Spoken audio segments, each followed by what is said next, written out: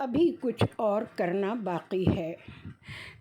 18ویں صدی میں جن انگریزوں کی بہادری نے ہندوستان کو برطانیہ کا غلام بنا دیا تھا، ان میں لارڈ رابرٹ کلائیو 1725 تا 1774 کا نام سر فہرست ہے۔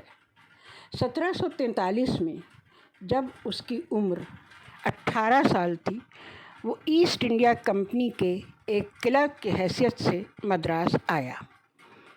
اس وقت اس کی تنخواہ صرف 5 پاؤنڈ سالانہ تھی۔ یہ رقم اس کے خرچ کے لیے بہت ناکافی تھی، چنانچہ وہ قرضوں کے بوجھ کے نیچے دبا رہتا اور مایوسانہ جھنجھلاہٹ کے ساتھ اپنے ساتھیوں اور افسروں سے لڑتا جھگڑتا رہتا۔ اس کے بعد ایک حادثہ ہوا جس نے اس کی زندگی کے رخ کو بدل دیا۔ اس نے اپنی ناکام زندگی کو ختم کرنے کے لیے ایک روز بھرا ہوا پستول لیا اور اپنے سر کے اوپر رکھ کر اس کی لبلبی دبا دی۔ مگر اس کو سخت حیرت ہوئی جب اس نے دیکھا کہ اس کا پستول چلا ہی نہیں۔ اس نے پستول کھول کر دیکھا تو وہ گولیوں سے بھرا ہوا تھا۔ یہ بڑا عجیب واقعہ تھا۔ رابرٹ کلائیو اس کو دیکھ کر چلا اٹھا، اوپر والے نے یقیناً تم کو کسی اہم کام کے لیے محفوظ رکھا ہے۔ اب اس نے کلرکی چھوڑ دی اور انگریزی فوج میں داخل ہو گیا۔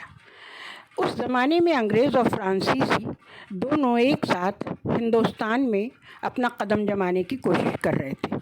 اس سلسلے میں دونوں کے درمیان جنگ چھڑ گئی۔ اس جنگ میں رابرٹ کلائیو نے غیر معمولی صلاحیت اور بہادری کا ثبوت دیا۔ اس کے بعد اس نے ترقی کی اور اس کو انگریزی فوج میں کمانڈر ان چیف کی حیثیت حاصل ہو گئی۔